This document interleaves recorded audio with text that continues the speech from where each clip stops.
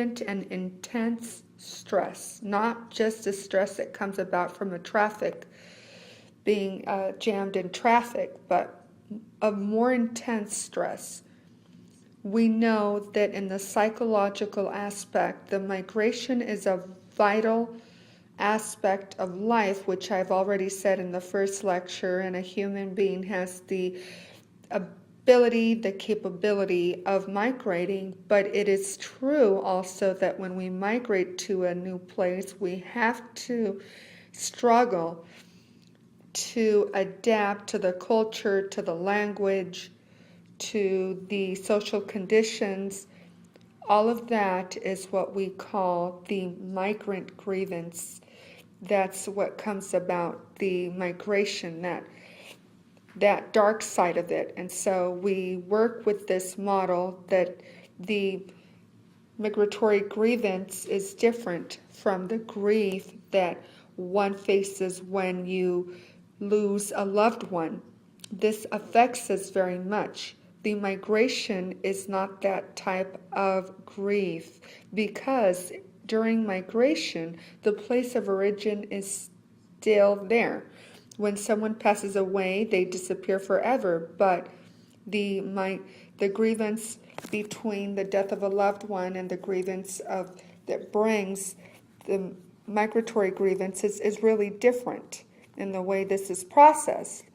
So this is of such level that the immigrant is always thinking about his place of origin. We had a man, an Ecuadorian man, who was wearing 2 watches and always looking at the time of Ecuador and the time in which he lived. Always that emotional stress of living with his land of origin in mind. This affects all of the life of the subject, the language, the family, the culture, the surrounding, the weather, the social status, the contact with the people that surround him, the phobia, the racism. Really, there are physical risks while immigrating. Everything that surrounds the immigrant changes.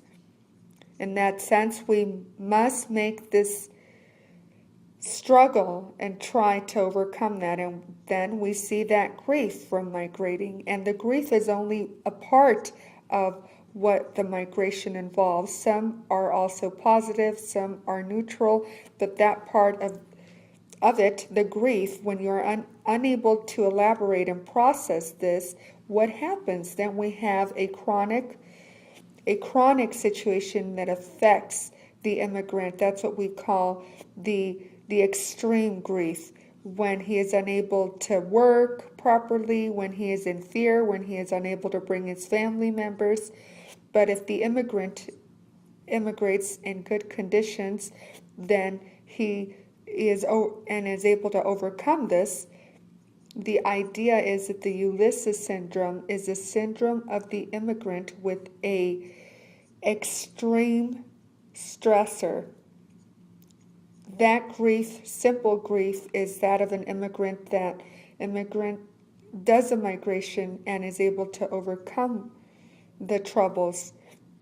But that difficult situation in which you are unable to solve, then the subject is now suffering a crisis in which he cannot overcome and suffers the Ulyssess syndrome. It's an external variable of the migratory grief. In that sense, we have to then differentiate that migratory grief from the pathological grief that destructures the subject to the point of a present illness, of presenting an illness.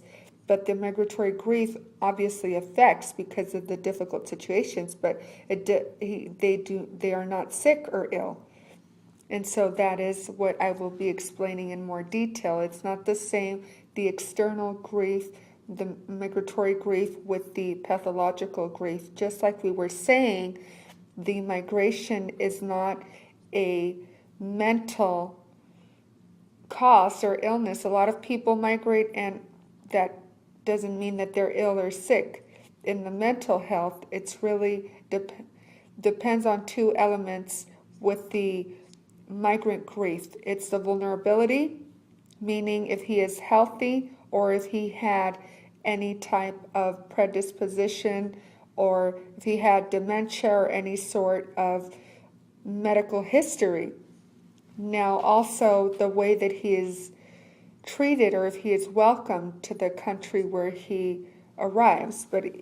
So we have two vulnerabilities.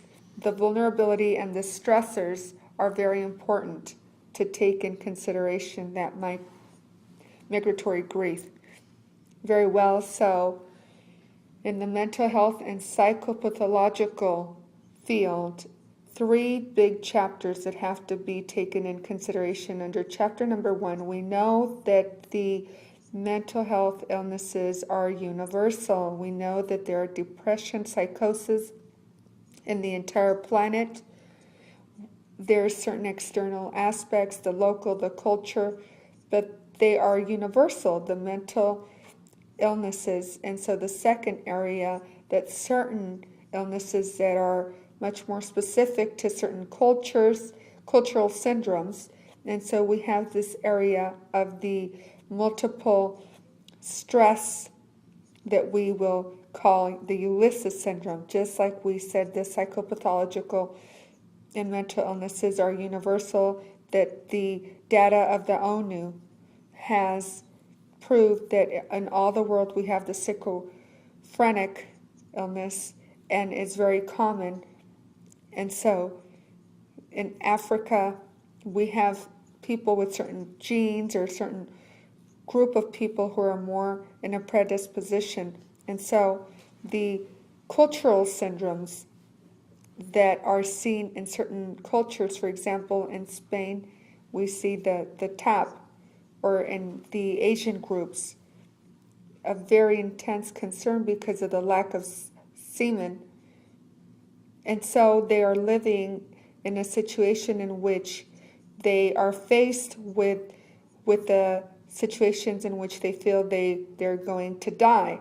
And so we also see this multiple stress factors characterized by the migration that is what I will be speaking about. On one hand, that's the stressors, the hostile situation, the symptoms, and also the response of the immigrant to try to adapt to that difficult situation is what I will be explaining. What are the stressors? We will briefly talk about the stressors. First of all, we see people being isolated, the isolation. In Spain, we see mothers who have left their children behind and have not seen them for years, all for the children, but without the children. We give everything for our children, but we don't see them anymore. It's a really a very hard reality that they give their life for their children, but they are dying without their children. What are we missing? We are missing them. When their voice changes, when they start playing football, when they start growing a mustache, we have missed and lost because they are working day and night to pay, to send money. And so they would explain that also it's just strange being so close yet so far when they are using a payphone, so close yet what a distance. And so we see a mother here 1,000 years without seeing her daughter as a Bolivian woman. This is very important psychologically because it affects the bond, the attachment, which is an instinct, like Waldy talked about it, and now this is ruptured, that bond, that attachment. And so we have here an image from the Ellis Island of a family who is arriving to Manhattan, living on the other side. And this is a picture that's at a museum, but really this is just a picture because nowadays we don't see the entire family with their children migrating. I mean, they would overcome the adversities because they were together, but now these family ties are being ruptured, we we have lost that right. Even the birds are migrating together as groups. And this is an image here of the border, very graphic, that separation. Here in Salinas, the grapes of wrath, the family would, they would travel together, they would do the migration together. That would give them the strength to overcome the different adversities and struggles. And we've seen that in many movies, but not anymore. A couple of days I saw, and I was speaking with a 9-year-old boy and his 6-year-old son, and they said that they had migrated to Spain to see their mother, but they couldn't stay because they didn't have the permission to regroup with their family. The day came when they had to return to Ecuador. The children did not want to leave. They told their mother that they wanted to be with her. They were very scared that they might not see her anymore, and that they did not care if they were taken to jail in Spain, but that they wanted to be by their mother. Of course, the mother was dealing with so much, heartbroken with pain. She tried to convince their children to go back and said it was crazy, they couldn't stay. But no, they did not want to leave. So mother could not do anything, but these are the dramas that we are seeing. There are countries that do not permit the regrouping of families. There are laws that forbid that families regroup. They are always talking about the importance of family, but they're talking about their family, but how about other families? It's not the same thing. I think that all of the drama that the families, immigrant families, are facing is really should be taken into consideration. And so the fall of the Emberlin brothers, there's so many families that can no longer see each other. We are seeing these ruptures, and this is causing even more problems besides those that are already there.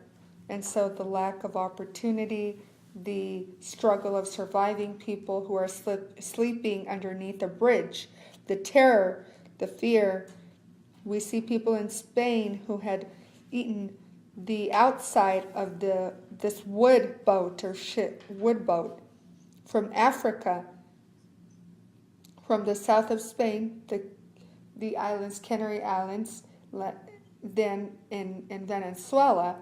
They were burnt by the sun, or the case of this baby girl who was born in the small precarious boat. Really a symbol of when Jesus was born in a barn, and other people there. Really a symbol. I mean, imagine this little girl was born during Christmas in this small boat. And we also made an honor to all of the saints.